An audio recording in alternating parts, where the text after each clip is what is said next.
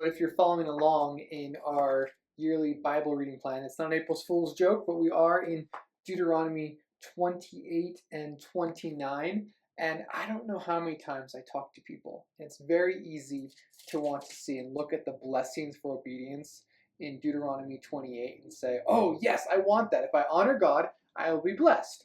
But we sometimes fail to keep reading and see how there's a lot more that is for dishonoring the blessing, the cursing that comes from dishonoring God. And we get to Deuteronomy 29, verse 4. It says, "But to this day the Lord has not given you a heart to understand, or eyes to see, or ears to hear. I have led you 40 years in the wilderness. Your clothes have not worn out to you, and your sandals have not worn your feet.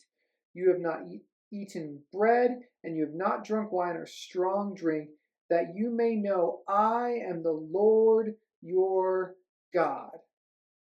And he goes on to encourage them to follow and obey this command. So there's this continued issue throughout Deuteronomy saying, here's what you must do, but you can't.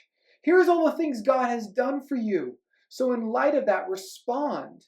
But the law is built in with this statement of saying, you're going to try to be blessed. You're going to try and do it, but you can't. You can't do enough. And so we end with the need for the gospel.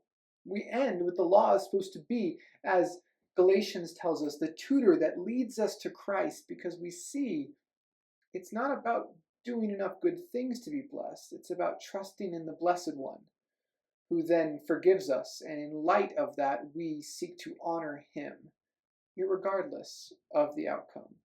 So as you're reading through Deuteronomy, may you see how much you can't be good enough. And that means how good Jesus is for you, that you are forgiven.